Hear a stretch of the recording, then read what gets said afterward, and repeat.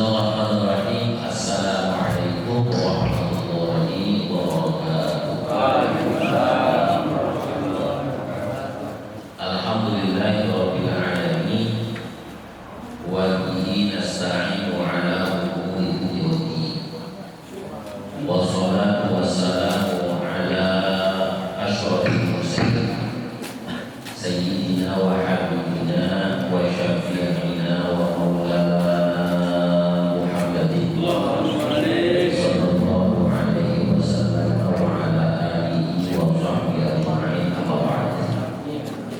يقول الله تعالى في كتابه المبين وهو أصدق القائلين أعوذ بالله من الشيطان الرجيم يرفع الله الذين آمنوا منكم والذين أوتوا العلم درجات وقال النبي صلى الله عليه وسلم طلب العلم فريضة على كل مسلم صدق الله مولانا العظيم وصدق رسوله الكريم ونحن على ذلك من الشاهدين والشاكرين والحمد لله رب العالمين. Al-Mukarramun yang berasal dari Al-Quran, seluruh guru-guru yang hadir, wabil khusus yang bersama kita muliakan guru kita, para ustaz tempat kemudahan Allah kasih beliau, Allah berkahi beliau serta seluruh asatidzah lainnya yang mohon maaf saya tidak sebutkan satu persatu, insyaallah tidak mengurangi rasa ta'zim dan hormat saya kepada para guru sekalian. Kita doakan guru kita semuanya diberikan sehat, panjang umur, berkah dan senantiasa diberikan kesabaran dan ketakwaan dalam membimbing kita semuanya. Seluruh jamaah yang hadir, yang alhamdulillah kehadiran kita menunjukkan bahwa diri kita insyaallah minal mu'minin. Sebab orang munafik itu bangun subuhnya gitu. Jadi nandai orang munafik atau enggak subuhnya.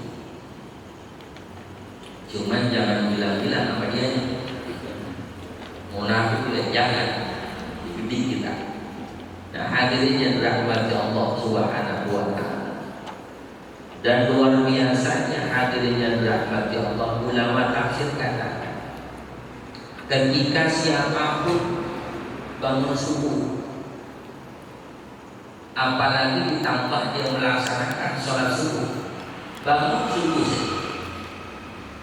itu malaikat keliling. Dia bawa, kalau kita ibaratkan dia bawa buntelan isinya rezeki. Itu tiap pagi malaikat bagi rezeki sama orang yang bangun subuh. Sampai kemudian malaikat kelar bagi rezeki, ini yang dibawa di kandungannya atau di kantong rezekinya masih tersisa banyak. Saat balik ditanya oleh Allah, malaikat kenapa engkau sudah balik jam segini? Bahasanya,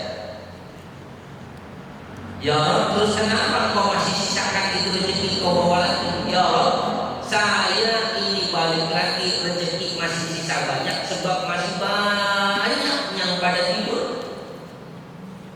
Pak, kira-kira jam segini banyakan yang tidur apa yang bangun? Tidur ya. Maka Allah perintahkan kepada malaikat, kalau itu malaikat balik lagi. Itu rezeki yang disisakan bagiin sama yang udah tadi dibagiin. Ini tadi Bapak datang kemarin udah dibagiin rezeki Pak. Ini malaikat habis subuh dia balik lagi ngasihin rezeki sama kita. Percaya nggak? Nah itu aku di depan. Di rumahnya dia nggak. Belum sering kita masih tidur. Ini ma'asyarul haulin yang dirahmati Allah Subhanahu wa taala. Subhanallah, orang yang bangun subuh, kata orang dulu jangan tidur subuh-subuh sebab rezeki dipatok ayam. Mana ayam makan dan subhanallah. Jadi masya Allah, ketika seseorang bangun subuh dikatakan nggak usah sholat subuh bahasanya, bangun subuh ya, itu rezeki udah berlimpah. Apalagi ketika dia melaksanakan sholat subuh, rezekinya bukan hanya melimpah tapi juga berkah. Banyak orang sukses itu berangkat dari subuhnya. Kelihatan orang mau sukses atau enggak subuh. Anak muda mau sukses mau enggak itu tergantung subuhnya. Kalau dari muda molor dulu, pelor, ngepet, molor. Mau lihat apa yang bisa ditempelin di pipi? Tidur. Kalau subuh dia tidur akhirnya dirahmati Allah, jangan harap itu kesuksesan sampai kepada. Ada yang protes, nah, itu kiai pagi-pagi pada tidur, ya. Itu ustaz pagi-pagi pada tidur. Hadirinnya dirahmati Allah. Dulu belum jadi kiai bangun dulu dia. Belum jadi ustaz itu pagi bangun dulu. Pas udah jadi ustaz, udah jadi kiai, kegiatannya luar biasa padat. Jumat baru pulang, subuh dia bangun, habis subuh dia tidur. Minta masih banyak. Amplop belum disobek tuh malam hadirin. Lah kita, ya, kegiatan malam ngopi doang, menghabisi duit doang. Pagi tapi kesiangan bangunnya. Nah, subhanallah wa ta'ala, pantas orang kalau bangun rada siang minallah sakit. Tahu minallah sakit kan? Golongan dari orang-orang yang tidak sakit. Na'udzubillah. Saya yakin Bapak sekalian juga, Ibu sekalian juga paham bagaimana ketika seseorang bangun subuh, subhanallah, dia punya hati terasa tenang. Benar.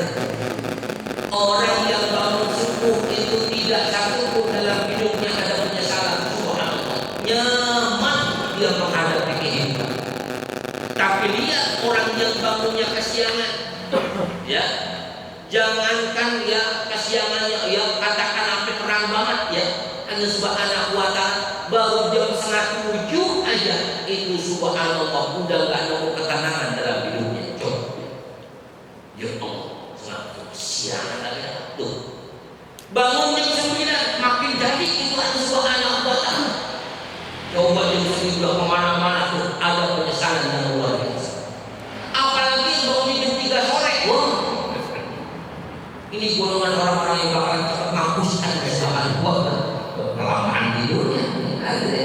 Yang berahmati Allah subhanahu wa ta'ala, maka orang yang bangun subuh, ya, orang yang bangun subuh bukan hanya dia mendapatkan limpahan rezeki dari Allah, tapi juga mendapatkan ketenangan yang luar biasa. Ketika dia melaksanakan salat subuhnya, Allah subhanahu wa ta'ala, karena masyhuda, ini sholat yang paling disaksikan oleh malaikat. Subuh meskipun mendua rakaat, ini adalah sholat yang paling disaksikan oleh malaikat. Bahkan hadirin hadirat Bapak Ibu yang dirahmati Allah subhanahu wa ta'ala, orang yang mau melaksanakan subuh datang dia ke masjidnya, subhanallah, malaikat udah nungguin. Malaikat udah nungguin.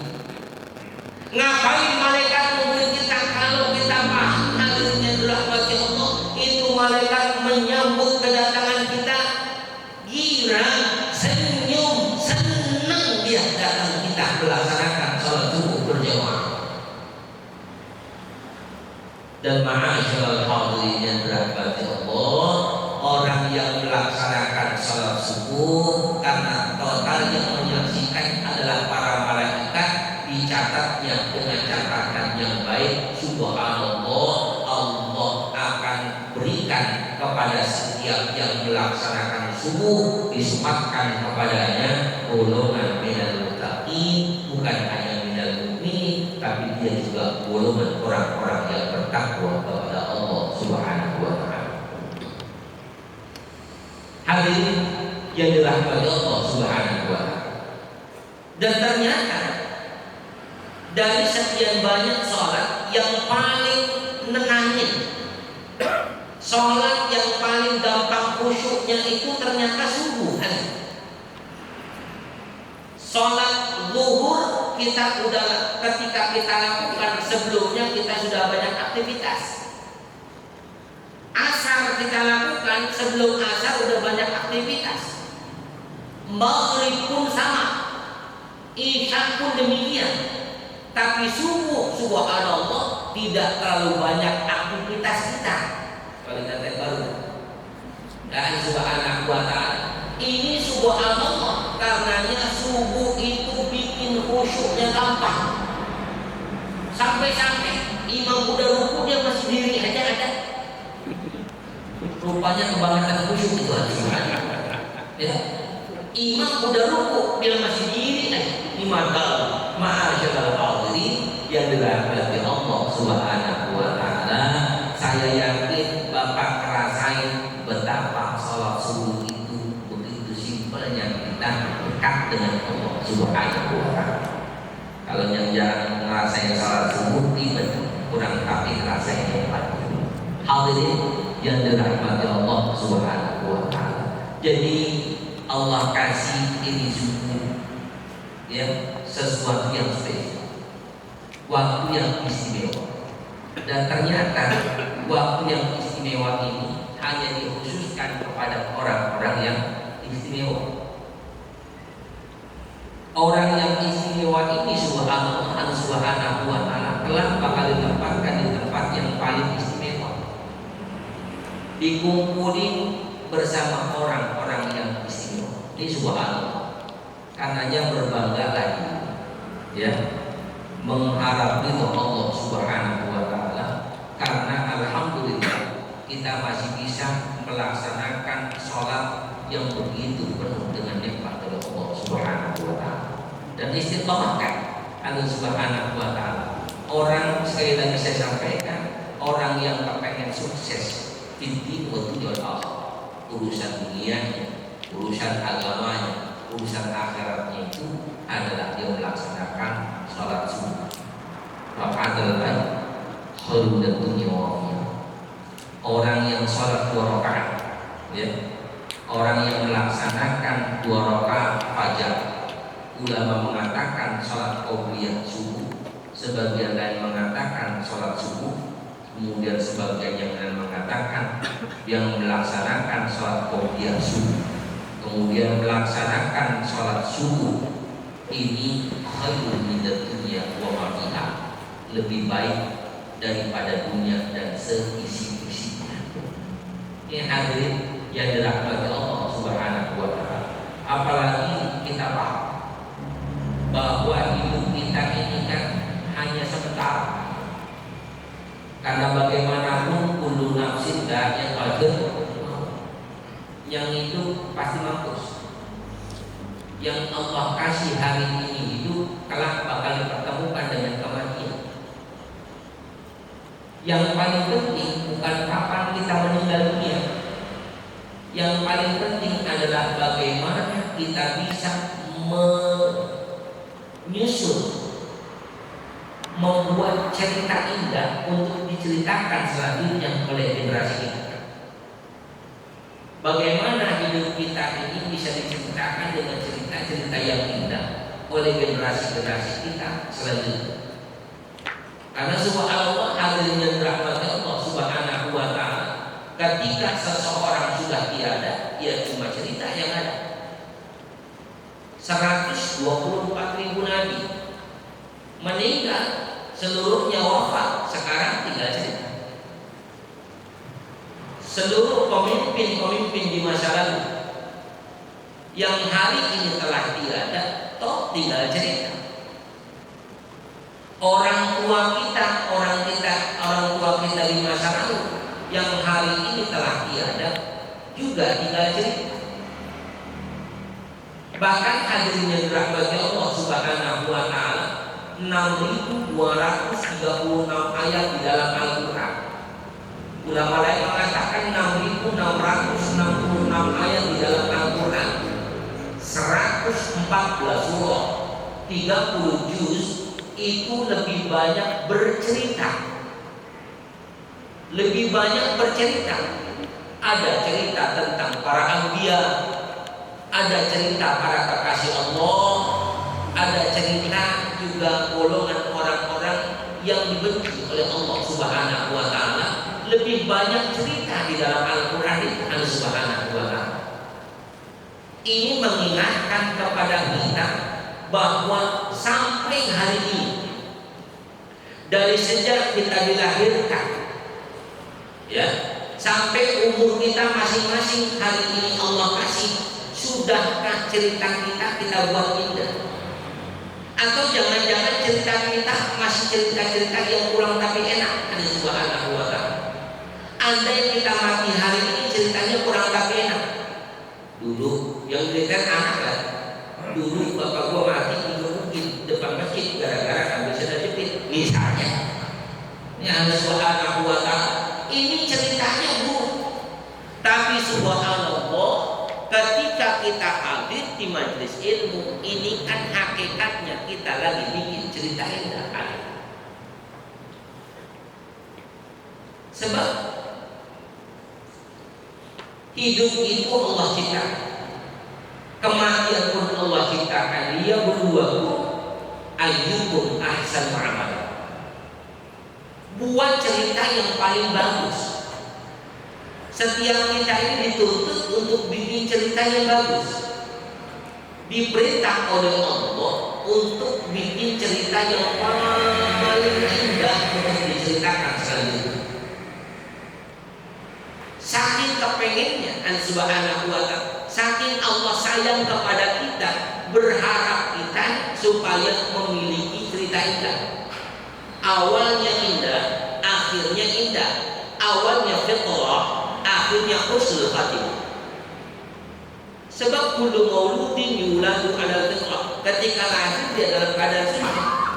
Harusnya cerita-cerita yang dibuat, ya, adalah cerita-cerita indah agar endingnya, akhir ceritanya itu indah, husnul khatimah. Kita nonton sinetron ya, nonton film, jagoannya mati, gak sempat dilihatnya kan? Kita nungguin lama dari awal tuh film, pas udah mau akhir jagoannya mati. Itu kan gak sempat. Apa misalnya jagoannya malah, ya katakanlah gak berhasil dan sebagainya, gagal dan sebagainya, ini gak bagus ceritanya. Hadirin yang dirahmati Allah Subhanahu wa taala. Dari situ, dari diperintahnya kita untuk bisa membuat kisah yang baik, maka Allah pun kasih contoh orang-orang yang baik supaya kita tahu cara bikin cerita yang bagus dalam hidup kita. Siapa kemudian contoh cerita yang paling indah itu? Laqad kana lakum fi Rasulillahi uswatun hasanah. Ada pada diri Rasulullah Shallallahu Alaihi Wasallam itu cerita yang paling indah. Udah gak ada cerita lagi. Kita ngikutin, bahkan selain Nabi Muhammad Shallallahu Alaihi Wasallam pun tidak seindah Rasulullah Shallallahu Alaihi Wasallam. 124.000 nabi, 313 rasul, itu cerita yang paling indah cuma Rasulullah Shallallahu Alaihi Wasallam. Cerita yang paling baik itu adalah ceritanya Rasulullah Shallallahu Alaihi Wasallam.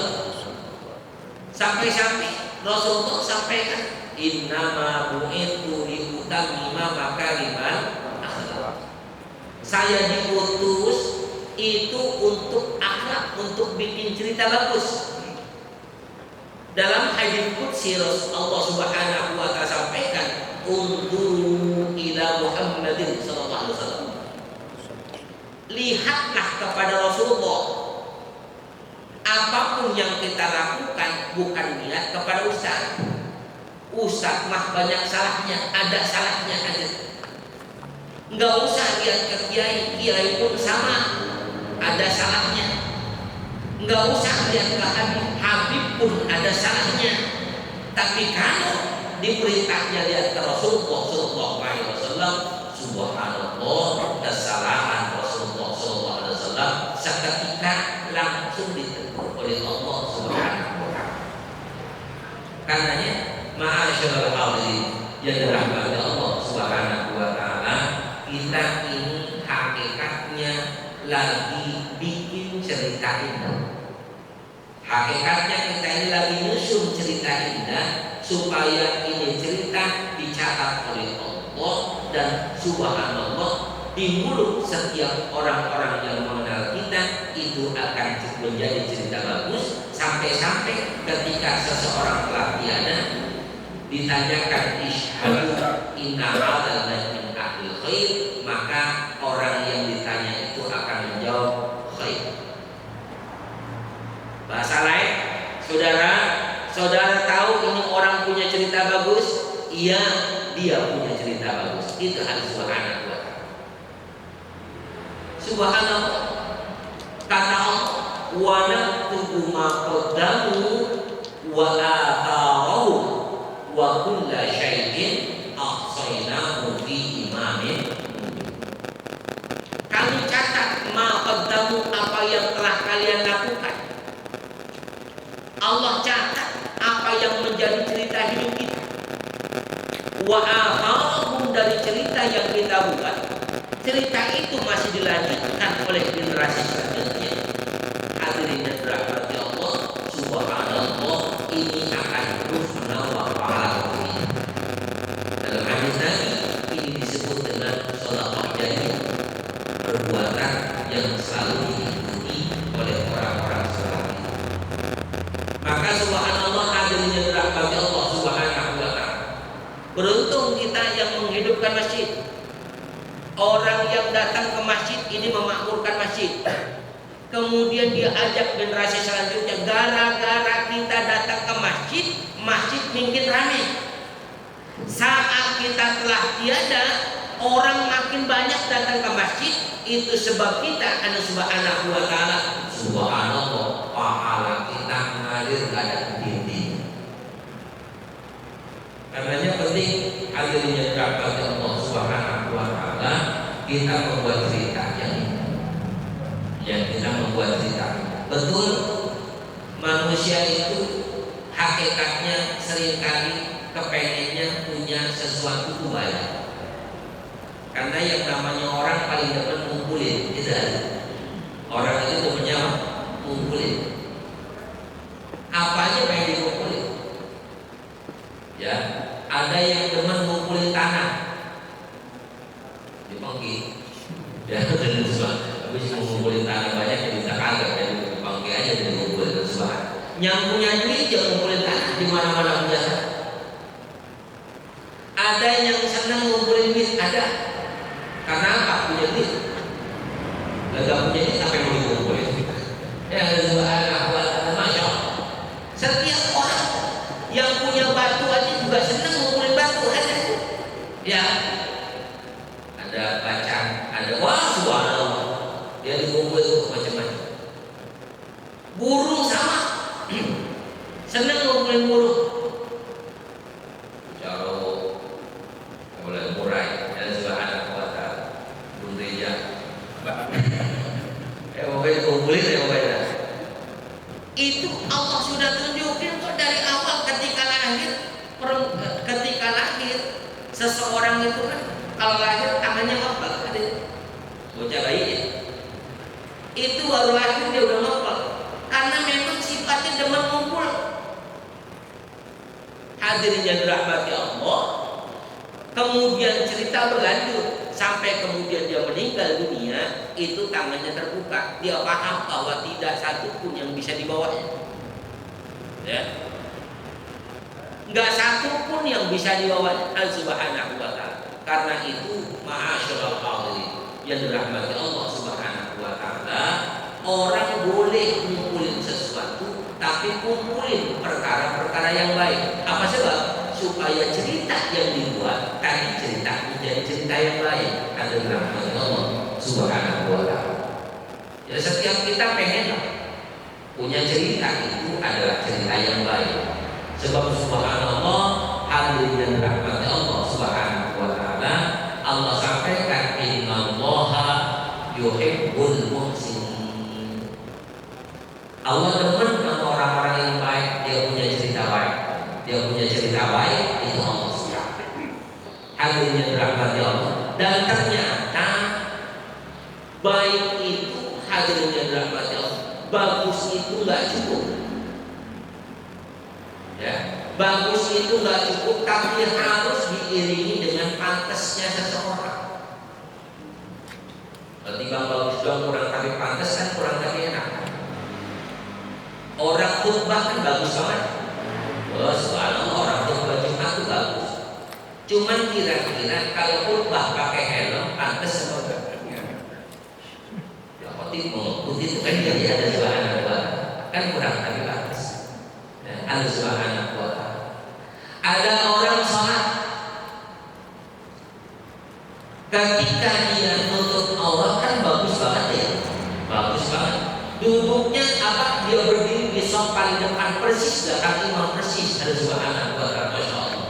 Nutup aurat, cuman yang ditutup cuman minasurroh ila rubah, dari pusar sampai dengkul doang. Dia pakai tanah paksi. Ada subhanallah wa ta'ala. Itu dia hadir sholat Jumat. Kira-kira sholat Jumatnya sah nggak begitu? Sah. Cuman pantas apa enggak? Nggak pantas, ada subhanallah wa ta'ala. Karenanya cerita itu bukan cuma indah, tapi kudu manfaat. Dulu kita masih kecil, kalau zaman dulu kan banyak panggung hiburan atau katakanlah panggung pentas seni. Kalau Agustus besar, kalau sekarang di sini kan udah jarang ya. Dulu kan yang nanjak itu anak-anak kita menunjukkan prestasinya. Dulu, kalau sekarang nggak mau ribet-ribet, udah videoan aja panggil beres bisa kan gitu ya. Sekarang kayak kan anak belakang udah punya dulu. Akhirnya prestasi bocah kita cuma bisa ngobrol doang. Ada subhanallah wa ta'ala. Ya, hadirin yang dirahmati Allah Subhanahu wa ta'ala. Dulu nih bocah, kalau mau naik atas panggung dipantesin sama emaknya. Ya, dipantes-pantesin. Kalau dia nari, dia bajunya kudu bagaimana? Kalau dia misalnya tampilnya pidato, kudu bagaimana bajunya? Kalau dia tampilnya begini dan begitu, dipantesin kudu bagaimana dia naik atas panggung. Tuh, Allah Subhanahu wa ta'ala. Sebab apa? Bukan cuma bagus penampilannya, tapi juga kudu pantas ditampilkan. Hidup pun begitu, hadirin yang dirahmati Allah. Bukan cuma cerita bagus, tapi juga kudu pantas. Hadirin yang dirahmati Allah Subhanahu wa ta'ala. Nanti ketika kita masuk, ketika kita meninggal dunia, masalah kita sampai ke surga atau ke neraka itu kan bagaimana? Satu, bagus apa enggak perbuatan kita. Yang kedua, pantas apa enggak kita masuk ke dalam surga. Ma'asyiral hadirin yang dirahmati Allah Subhanahu wa ta'ala. Makanya banyak riwayat. Kenapa kemudian Rasulullah SAW pernah bercanda menyampaikan kepada nenek-nenek, bahwa ketika khalayak ramai, orang banyak ramainya, subhanallah wa ta'ala, Rasulullah sampaikan bahwa orang-orang di surga itu yang masuk surga cuma orang-orang yang masih muda doang. Nenek-nenek, aki-aki nggak ada yang masuk surga.